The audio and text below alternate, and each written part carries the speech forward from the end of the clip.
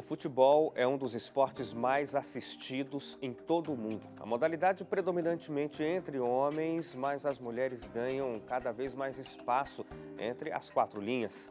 E hoje nós temos referências mundiais no futebol feminino. Basta citar a jogadora da seleção brasileira, a Marta, que já foi considerada por 5 vezes a melhor jogadora do mundo todo. Só que, além do preconceito, como já citamos, também em outros esportes, as jogadoras de futebol também precisam lutar por salários iguais.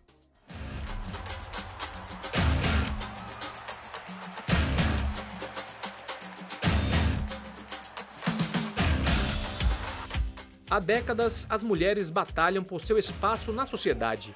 E no futebol não é diferente. É cada vez mais comum a presença feminina dentro e fora das quatro linhas, sejam elas torcedoras, jornalistas, jogadoras e até mesmo árbitras. E na matéria do futebol, convenhamos, elas dão show e estão ganhando muito espaço.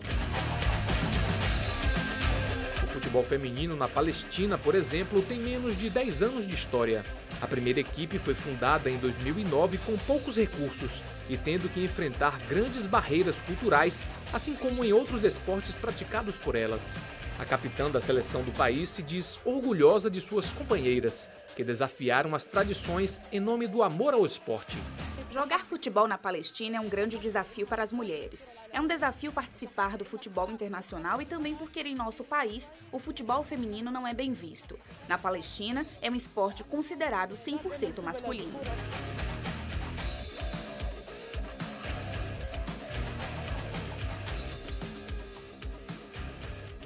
Mesmo esquema acontece com o futebol feminino na Jordânia. Por lá, a Federação de Futebol do país inaugurou no ano passado um estádio exclusivo para torneios femininos, o que é considerado um avanço para a cultura machista do país.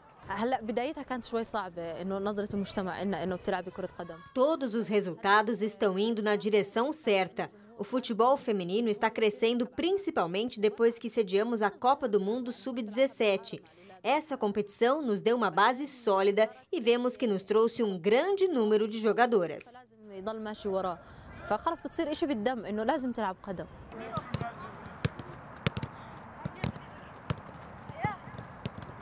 Das seleções que mais ganham destaque no cenário do futebol feminino, 2 são especiais. De um lado tem a seleção norte-americana, atual campeã mundial, e do outro a seleção brasileira, que tem a jogadora eleita por 5 vezes a melhor do mundo.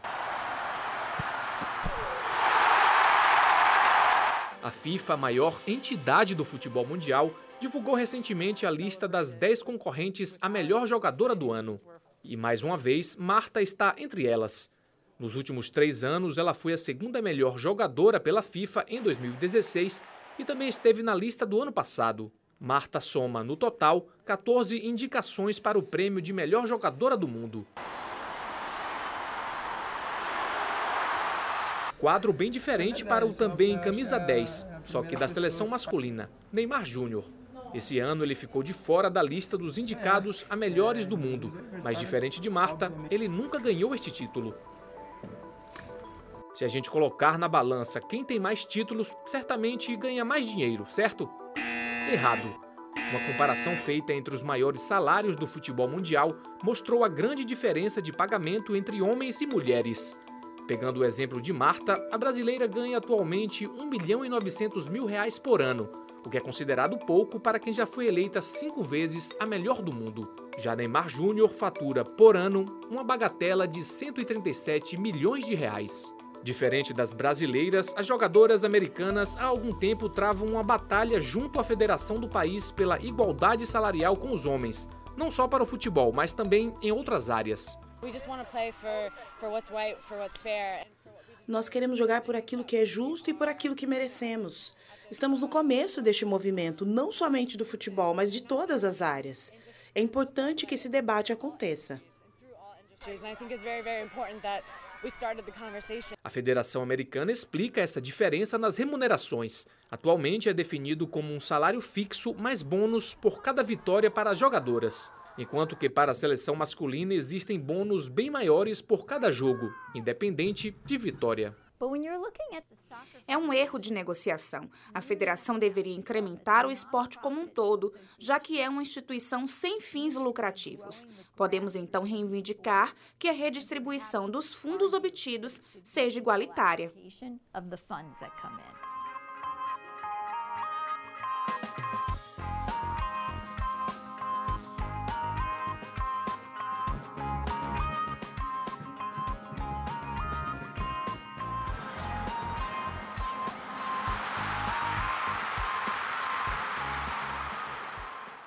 Eu volto aqui no estúdio para continuar a conversa com Jarbas Gomes. Ele é professor de Educação Física e ex-atleta de competição. Jarbas, no último bloco eu deixei para você responder agora para a gente. Você falou que o esporte ele é uma ferramenta, mas que quem tem o poder de transformação são as pessoas que comandam o esporte. Para que as mudanças que necessitam ser feitas ocorram, é tão difícil assim implementá-las? É bem difícil. Porque qualquer tipo de mudança desse tipo, a gente precisa encarar como mudança política. E política sempre depende da boa vontade das pessoas. São as intenções das pessoas que contam. Dentro do nosso leque político, nós também temos essas dificuldades. Estamos falando de futebol, precisamos entender que o esporte, assim, o futebol, como qualquer outra modalidade esportiva, são atividades simbólicas. São frutos da nossa cultura, mas são atividades simbólicas. Então, elas carregam para dentro do esporte todos os problemas da sociedade. A matéria, nesse sentido, foi muito feliz, porque em 2 vezes mostrou essa relação entre esporte e sociedade. O problema que acontece no esporte é o mesmo que acontece na sociedade.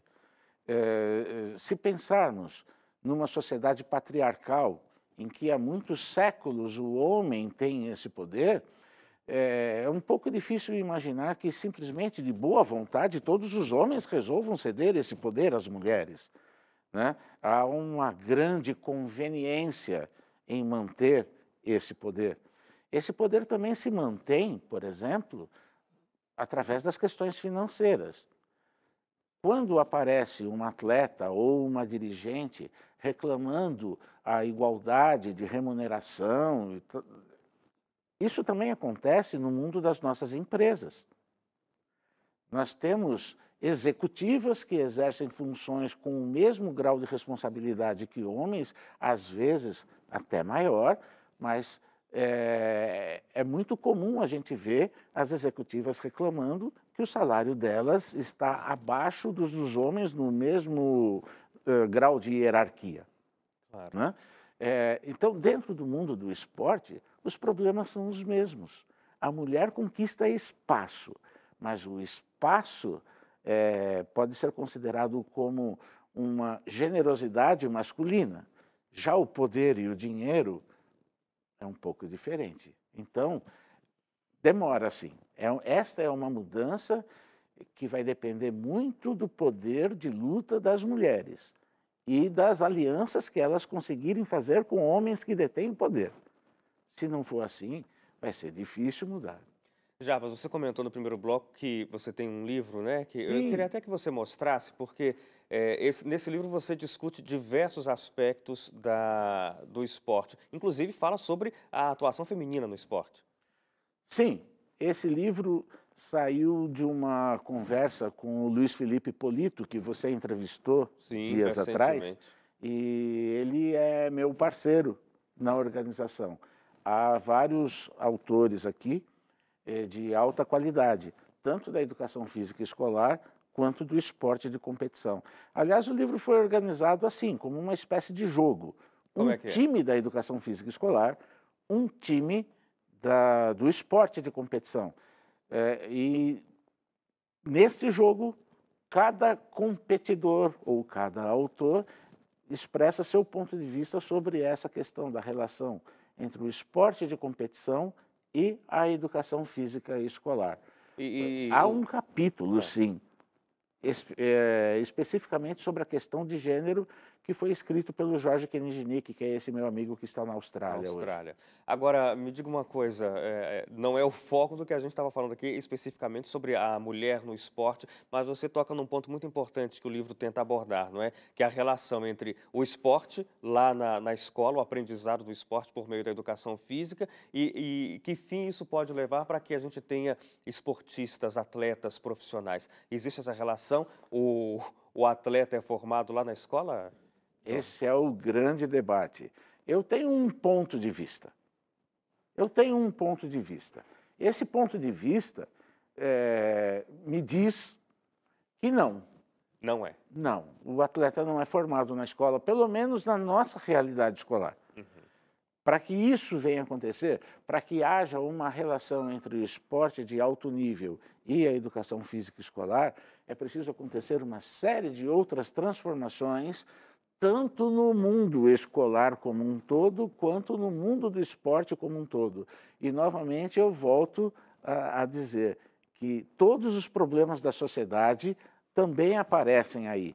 Aparecem preconceitos com relação à prática esportiva como uma prática de segunda linha, aparecem preconceitos contra professores de educação física que se trabalham com atividade de segunda linha, são profissionais de segunda linha, acontecem preconceitos de gênero, por que não? Porque dentro da escola eles também acontecem e as práticas físicas dentro da escola têm os mesmos problemas que aparecem nesse esporte profissional que apareceu na matéria.